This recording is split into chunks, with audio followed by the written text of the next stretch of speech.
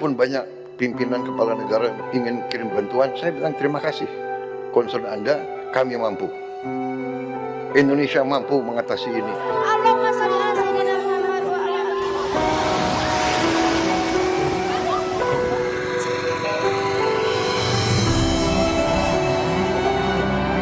Tanda menyerah kami sebenarnya. Menyerah dalam artian dari segi ekonomi, dari segi bantuan, infrastruktur, kami butuh semua tadi itu. Terlalu lelah, Bu. Kadang-kadang hampir-hampir nggak sanggup lah gitu. Tapi kita harus bangkit, harus kuat menghadapi cobaan ini.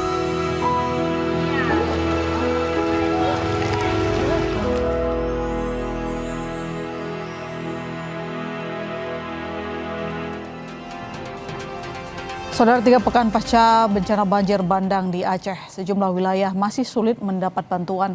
Distribusi via udara pun masih jadi alternatif agar bantuan bisa sampai kepada korban bencana.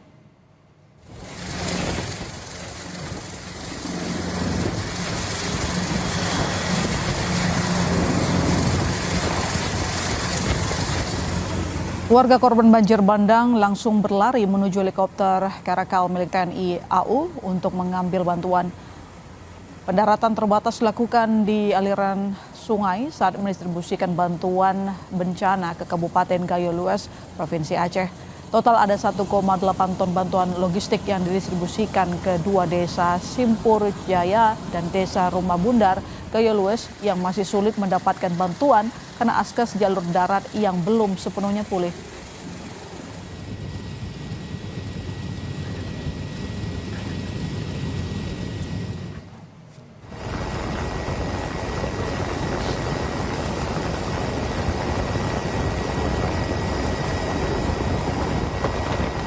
Dari atas helikopter Karakal TNI Angkatan Udara ini juga tampak masifnya bekas kerusakan akibat banjir bandang yang terjadi 3 pekan lalu. Beberapa wilayah yang dulunya permukiman warga kini rata dengan tanah. Tampak juga aliran banjir bandang yang menutupi rumah warga. Akibat banjir bandang, banyak desa yang terisolasi, total hampir 900.000 korban harus mengungsi.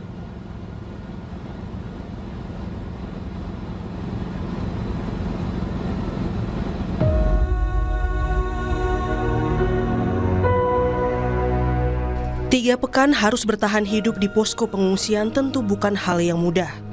Namun ini yang harus diterima oleh pengungsi korban banjir bandang di Aceh Tamiang.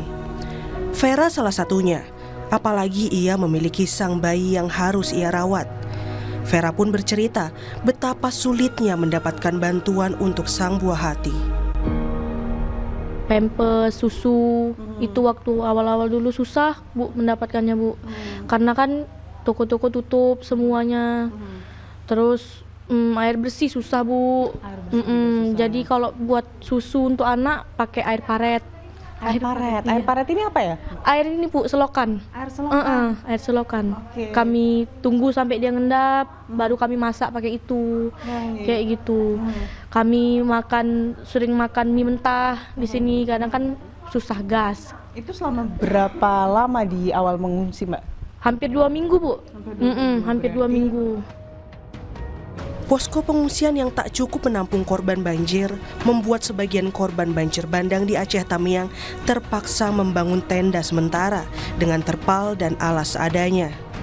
Kondisinya tentu memprihatinkan, apalagi saat hujan, tenda mereka kerap basah dan berlumpur. Kita akan tunjukkan seperti apa kondisinya bagi warga yang rumahnya masih luluh lantah dan mau tidak mau ini harus kemudian membangun tenda sementara. Ada beberapa keluarga di sini. Halo Ibu. Ibu, ini memang sengaja bangun tenda di sini? Iya memang sengaja lah, karena aku hujanan, kepanasan. Kenapa tidak di pengungsian Bu? Nggak dapet kan? Jauh. Ini makanan itu seperti apa? Ya kemarin tuh dapat ya, dapat dari diantar. Kalau ini sekarang udah mulai masak sendiri. Sudah mulai masak. Namun di tengah kondisi yang serba sulit, warga Aceh Tamiang mulai menata kembali kehidupan dari nol. Potret inilah yang terlihat di Pasata Kuala Simpang. Korban banjir mulai mencari penghasilan kembali dengan berjualan.